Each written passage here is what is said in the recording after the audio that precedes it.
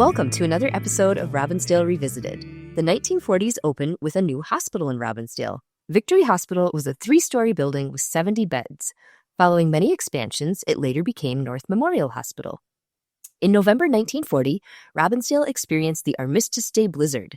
A sudden drop in temperature and 16 inches of snow closed most of the city, and people who couldn't get home sheltered at City Hall, in local businesses, or with friends. But the 1940s were defined by World War II. Here in Robbinsdale, people volunteered on the draft board, participated in scrap metal drives, and experienced the rationing of gas and food. Many started victory gardens to grow their own vegetables, and they started the Diggers Garden Club in 1944. At least 29 people from Robbinsdale lost their lives in service during the war. Robbinsdale High School becomes a sports powerhouse during the 1940s. One of the school's first sports stars, Vern Gagne, excels in baseball, football, boxing, and, of course, wrestling. Now, president of the Robbinsdale Historical Society, Pete Ritchie, will tell us more. Pete, what do you know about the 1940s? Well, let's just begin with that decade.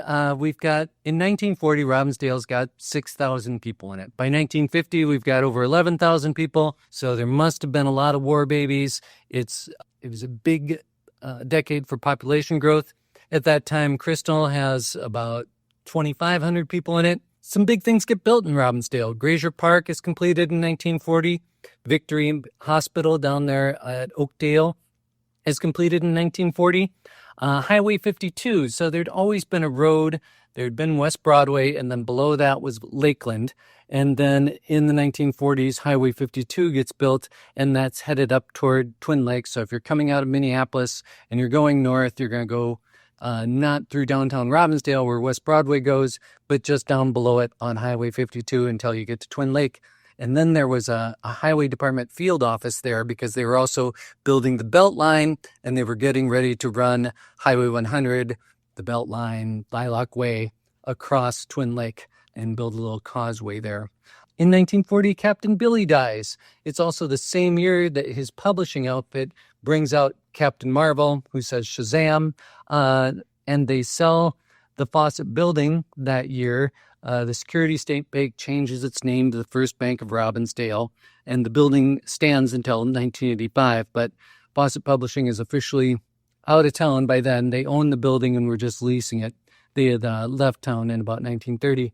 You get these great big fires in Robbinsdale, and one of them is at Howard Lumber, and this devastates the entire lumber yard. And Howard was still alive at the time, but his wife Alma went around insisting that it had to have been an arsonist. A tragic part about the fire is a couple horses that hauled the lumber wagon around perished in the fire. That was a big deal, and it was sad because all the kids in town loved to ride on the Howard Lumber wagon. The guy who would take care of the horses and drive the wagon around always gave kids ride. And so the high school has got 166 kids graduate from the high school in 1941. The same year, you've got 143 men registering for the draft. So you get an idea of how big an effect World War II is going to have on this little community.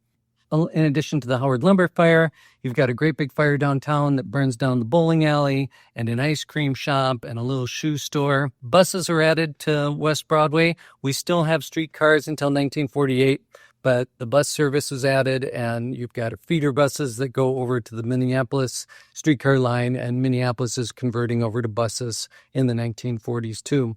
In town, we have a ration board and a draft board, and I've always wondered, what was it like to serve on the draft board? Were you loved if you were served on the draft board? Were you respected, or were you hated? I think of That's a Wonderful Life, and wasn't the bank president on the draft board in that movie? So I can't tell if these people were considered the people you didn't want to cross, or they were considered, some of the fine, upstanding citizens. I know that the ration board at that time was not just serving Robbinsdale, but there were 34,000 people that were served by the ration board, and they were rationing everything from sugar to scrap metal. The Volk brothers had made plans to open up a movie theater in Robbinsdale, and they announced the plans in 1944, and they were told that, we're not going to build any movie theaters at this time because of the war effort. So they had to wait for a few years until they made another announcement about their big theater. So in addition to Captain Billy's passing, we have a few other people that passed away in the early 1940s. In 1940, John Bloberger, he was born in Austria and he came to Robbinsdale in 1894. He went to work for the Great Northern Railroad. He died at the age of 77, and he had been the village constable, and he had shot one of the bank robbers in 1920s. He'd been a commissioner, a chief of police, and he was one of the organizers of the Robbinsdale Volunteer Fire Department. He was a friend of Captain Billy, who was always making a teasing reference to him in Whiz Bang magazine. Also, Håkan Christensen, who in 1940, it was said that he'd been here for 75 years. He hadn't shot a horse in 19 years, but he passed away during the 1940s, and his little building there on West Broadway eventually gave way to a new bank building, but we lost our blacksmith in that decade too. The Lions Club gets started in the 1940s, and our mayor for much of the decade is Mayor Roche, who also happened to be the bank president, and we kind of talked about him during the bank robbery. The big event everybody remembers from 1940 is the Armistice Day Blizzard. So the afternoon temperatures on November 9th in 1940, soar up into the 60s. And then less than 24 hours later, there's an intense low-pressure stream, and it comes from the southern plains and moves across western Wisconsin. Basically, the temperature starts dropping, and you get over 16 inches of snow in downtown Robbinsdale that take forever to dig out, and you've got 30 to 60 mile an hour wind gusts, and it's said that over 57 people died in the state of Minnesota. A lot of them were hunters, and they were just out in their shirt sleeves, or they were froze to death in their duck blinds. And at the Historical Society, we have all these dramatic pictures of people shoveling out after the Armistice Day Blizzard, and streetcars being stuck in the snow in downtown Robbinsdale. This is a time when the high school really starts becoming a more important part of the city. The homecoming parade is looked forward to every year. We've got a great big football field behind Robbinsdale High School facing the new Lilac Way. And we know that a couple of those homecoming parades went right down Lilac Way. We also had a Lilac parade that is noted in our newspapers, but I've never been able to tell if it's the same Lilac parade that goes through Golden Valley. My guess is they must have teamed up. As one of our big sports stars arrives, and that's Vern Gagne. And Gagne had lived out in Corcoran, and his dad had owned a bar, and some of the family were farmers. And it just gives you an idea of how big the reach of the Robbinsdale School District, or we talked about the ration board serving 34,000 people, because Robbinsdale was just kind of the hub. So even though Robbinsdale's only got 6,000 some people, we seem like a bigger place because so many things are happening here. And Vern is coming to school, and he was really wanted to challenge himself athletically, and he would run from telephone to telephone pole and time how long it would take him to run from telephone to telephone pole. And I don't know how many telephone poles are between here and Corcoran, but there's a lot of them. He plays baseball. He plays, he's on the wrestling team. He plays football, and you see him in the front page of the newspapers. At this time, the Robbinsdale Post becomes the North Hennepin Post, and you get a larger reach. There's a man named Sonneson who owns the paper, and they named the school Sonneson and District 281 after him. He just can't help covering Vern and all of his athletic exploits. Vern is just already very charismatic. There's no television, but he would have been great on television. And after he graduates, he goes over to the University of Minnesota. He plays football there. He does some more wrestling. He gets onto the U.S. Olympic team, but gets disqualified before he can compete. And then he gets on the Greco-Roman team, and then the U.S. decides that they're not going to send the Greco-Roman team out. So he's on the Olympic team, but doesn't really get a chance to go for the gold. But when he gets done with that, he starts taking some pro wrestling gigs, finds he can make a fair amount of money. At one point, the Green Bay Packers offer to bring him on to the football team, but he decides he can make a lot more money wrestling and turns down that offer. You could say he didn't really live in Robbinsdale, but the coaches at the high school liked him so much, felt sorry for him because he was running all this way from Corcoran every day, and they felt like he was kind of not in the best home environment. I can't remember if his dad owned a saloon, but that was part of it. And so they put him up at the Robin Hotel here in town. And when we did a wrestling Hall of Fame, Minnesota Wrestling Hall of Fame event here at the Historical Society out in the yard, Greg Gagne, his son, just talked about how he always considered Robbinsdale his home, always talked about Robbinsdale, had his high school letters, in frames up on the wall and his old clippings from his high school days here. And every other person in Robbinsdale has a good story about Vern Gagne. The Robbinsdale Airport, which again was up there where Welcome Park is now, right across the street from Steve-O's, which at time was the Ellis Log Cabin, which was a really popular little restaurant. It had opened up in the 1920s. There were a family of Greek immigrants, and they owned it for at least 25 years and just served the pilots that were coming in and out of the airport. During World War II, the airport's no longer used for, just basically guys with airplanes. It becomes the home of the Robbinsdale Civil Air Patrol. And this is, maybe they've got 20 planes and they get up there and they fly in formation. And if the homeland ever does, come under threat, they'll be there to monitor things from the air. I love the old pictures of these folks because they're all volunteers and they all put on military-style uniforms. It's men and women, and the women are practically drowning in their uniforms. The blouses, the pants just look way too big, and sort of one size fits all. The sad thing about the Robbinsdale Airport is almost every other person who has a plane out there and is involved in flying dies. We had the Chase family who owned the Hamburger Inn on the main street. Sam Chase was the cook and very gregarious, and everybody's got a story around him. He's remembered to this day, but he took his plane up and crashed it in Fridley, and it's just a tragic story. We lost him. There was another Chase that crashed into a house, and the house is still there. It's just across the border in Crystal, and that was a student that was just learning how to fly and her instructor. We lost a guy named Dover who had been flying at the airport since the 1920s, and it was about this time, the war is still on, so they didn't get far with it, and everybody was very proud of the civilian air patrol, but they started talking about closing this airport for a variety of reasons, and they're already looking at their next location up in Crystal, and that will eventually become the Crystal Airport. Our Diggers Garden Club gets started in the early 1940s, and of course they take care of the garden here at the Robbinsdale Historical Society and a few other gardens around town.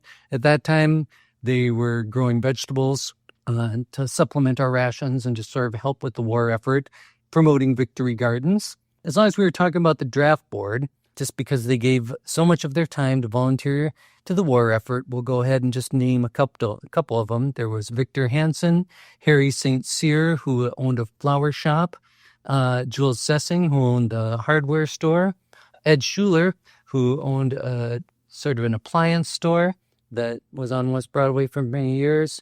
And we had William Wolfe, Milo Milkey, who was the high school principal. So it must have been odd knowing that your principal was on your draft board. You weren't going to be able to lie about your age. Harriet Heath was the secretary. Yeah, again, it's so odd to think of this draft board and how they got to make those decisions and who was called up and who was sent out. So in the other thing that people remember from World War II is right on the main street, there was a giant billboard erected, and it had room for 300 stars. The idea was your name went up there with a blue star when you shipped out, and if you were killed in action, your star turned to gold. Edith Robbins, who was serving on the school board at the time, she'd been on there for 24 years. And unfortunately, she's another one that we lost in 1945. She was hit by a truck crossing a street, but she wrote a little poem about the billboard of stars that was on the main street, and it reads, "A story of sacrifice daily is told by the stars of deep blue that are turning to gold. The stars in old glory are shining more bright because of gold stars that reflect new light. These stars of bright gold and now shine through our tears, shall shine new glory all down through the years." So the U.S. Navy assigned the name the Hollisters to a 2,200-ton destroyer in honor of 3 gallant Robbinsdale brothers who were lost in World War II. Lyle Eugene Hollister, radio man second class, served in the Sicilian, Italian, and Salerno campaigns. In 1944, he was reported missing in action when his ship, the destroyer Pluckett, was attacked by enemy aircraft during the Anzio assault. Richard Jerome Hollister and William Howard Hollister enlisted and remained together during their short, heroic naval career. In November 1943, their ship, the escort carrier Liscombe Bay, was torpedoed and sunk in the Gilbert Islands. William died of wounds, received in action, and Richard was reported missing in action. The Hollisters, the destroyer, was actually decommissioned in 1979, and 4 years later, the ship was transferred to Taiwan and renamed the Shaoyang. I don't know if that's still in service, but the Hollisters were remembered in Robbinsdale. Our mayor conducted a special memorial service, and we have some pictures of him presenting a check to the Hollister family that was just sort of a donations from the community, kind of like a GoFundMe to help them out after losing 3 sons in that war. On a lighter note, we had a drugstore on the main street that's fondly remembered called Henny's, and in 1945, a 160-pound 4-point buck bounded into an open basement door of the Robbinsdale pharmacy. Henny and a game warden named Ben Cohn. It's hard to believe this town has a game warden, but they went into the basement to get it out, and the Robbinsdale policeman, who was named Matt Spurzum, and Adrian Matson, another member of the Robbinsdale police force, came to the rescue, but not before the deer had done $600 worth of damage by crashing into medicine cabinets. This story just gets told over and over again, and we've got deer in Robbinsdale to this day. But so if you own a business, just make sure that you keep your doors closed so that the deers don't bound in and start wrecking everything. So in 1946, the war is over, and the school district is just growing by leaps and bounds.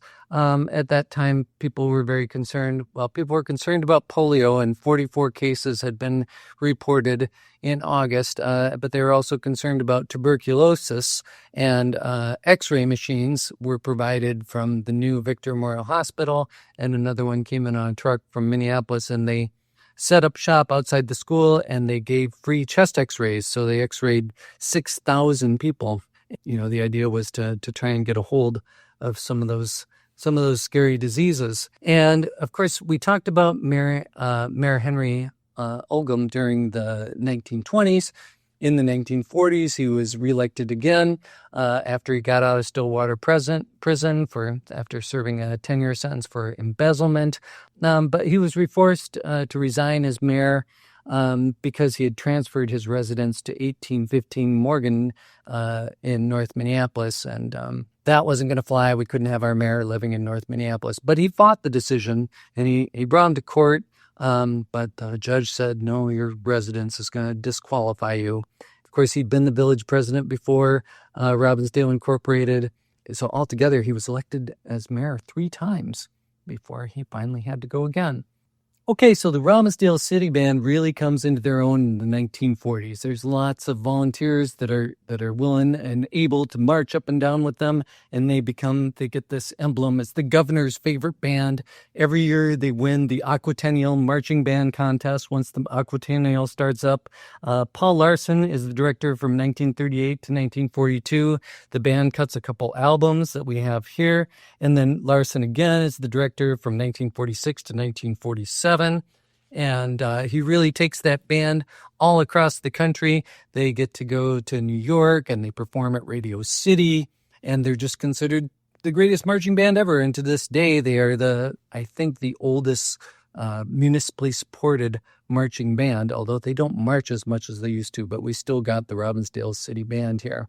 And during the late 1940s, a bunch of guys that had been building the Alaska Highway come back to Robbinsdale, And one of them opens up a little bar called the Alcan Club because it's the Alaska-Canada Highway, and that gets the great name. It was in a place that had been a bar before, owned by a guy whose name I just like to say. It was Truffy DeMars, and he'd owned this little brick building. It's about where Citizen State Bank is now. But the Alcan Club was a little classier than you might find beforehand in Robbinsdale. They had dances. Their advertising said that it was a 3-time stop. You could, stop in the afternoon and get a little something for lunch. You might stop again after work. And then later you could bring your wife back for dancing. So you could stop at this bar 3 times a day, and that was their whole advertising pitch. Or, meet your friends, come to the Alcan Club. These guys that had got all sorts of building experience on that Alaska-Canadian highway, they approached the city and then the county, and they said, we can clean up Crystal Lake. At that time, Crystal Lake almost dried up during the 1930s, but it had started filling in with cattails. When they built Highway 52, they filled in some marshy portions of the lake and probably messed with the spring waters that were feeding it. But the guys from the Alcan Club got all sorts of dredging equipment, and they went to work. Unfortunately, and this has been explained to me, that they punched a hole in the bottom of the lake, and the lake started to drain out, and then they filled the hole. I don't know what sort of thing they could have punched a hole into. I don't think there's an aquifer down there, but they found something, and the lake was draining away, and then they had to find something else and fill it. Needless to say, the lake has never been the same. But if you look at the maps, they filled in an area on the north side of the lake that almost creates, Crystal Lake almost has a heart shape that it didn't used to have before. They filled in all the area that's Lakeview Terrace Park now with the dredge that they took out of the lake. And the whole idea was just because the lake had too many cattails in it. Probably would have been a lot better off water quality wise if they had just left it alone. But they seemed to have a good time doing it. And I guess, and the pitch was that you were going to be able to swim in the lake again. You were never able to swim in the lake again after that. It just didn't stay clean. A couple other big buildings get built in Robbinsdale in the late 1940s. The school district is just growing by leaps and bounds. Of course, the whole city's population is growing, and we build the biggest elementary school in the state, and that was Lee Elementary School. And this thing's at Lee Avenue and 36th. And I said it as Lee Avenue School because there's always some confusion. Who is Lee School named for? Lee School is named for Lee Avenue, just like Noble School is named for Noble Avenue. And if you go through Robbinsdale, we've got these alphabet streets, and you've got Lee, and then you got Major, and then you got Noble.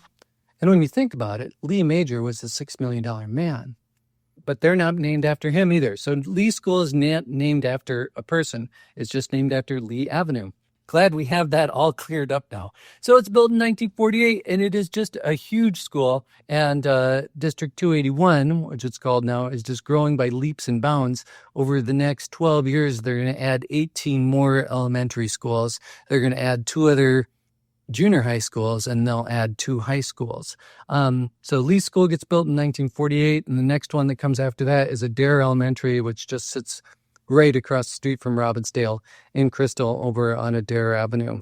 The other really fun thing about the late 1940s is we start getting into the era of juvenile delinquency when it's in all the papers. And what are we going to do about these kids? They're cruising through the neighborhoods on their bikes, and it seems like they're going too fast on those bikes.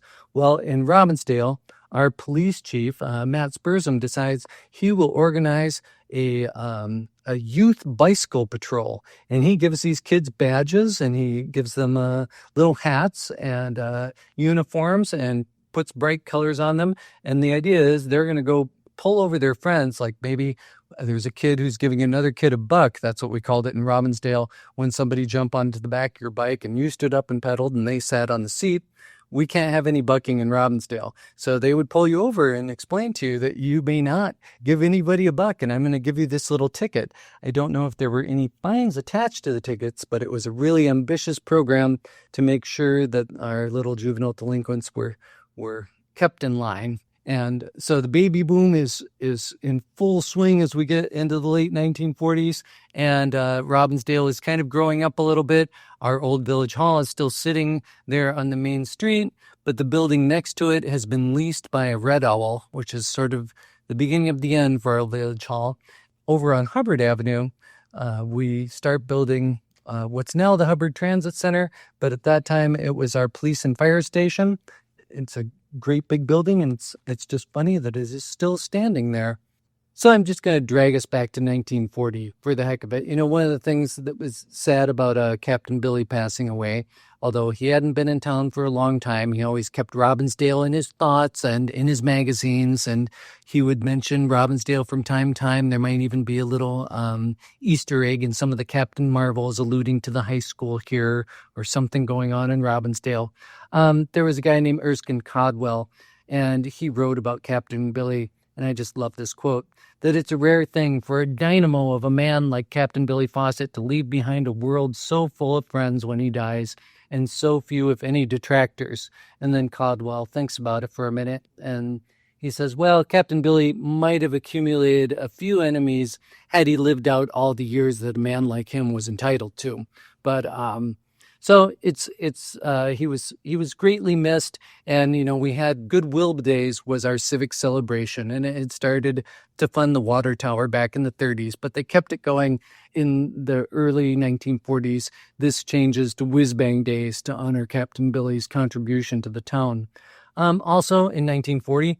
Big event on April 10th, the second annual meeting of the Hennepin County Historical Society is held right here at the Congregational Church, and there's a banquet that's sponsored by the Lions Club. The Lions Club begins in 1940. Governor Harold Stassen was the main speaker. Donald Rubley, who was the first president of the Lions Club, came. H.R. Ambrose, who was one of the former mayors, comes. H.E. Westmoreland, the publisher of the Robbinsdale Post, and the president-elect of the Lions Club is there. And the Robbinsdale City Band, under the direction of Paul Larson, plays before the program. So I would have loved to have been there. I mean, I know, Crystal, you would have been there for the Hennepin County History Museum second annual meeting. I'm sure it was a big deal, and I'm a little bit sad that we missed it. Thanks for listening. I'm Crystal Boyd. Robbinsdale Revisited is brought to you by the Robbinsdale Historical Society. Our little history museum is located at 4915 42nd Avenue North in the heart of Robbinsdale. We're open Fridays and Saturdays from 10 to 3. You can also visit us online at robbinsdale.org. You found this episode, so you know where to find the next one. Into the city every Saturday to see our friends. And bus back home sitting hand in hand when the evening ends. Oh, when the evening ends. Oh, when the evening ends in Robbinsdale.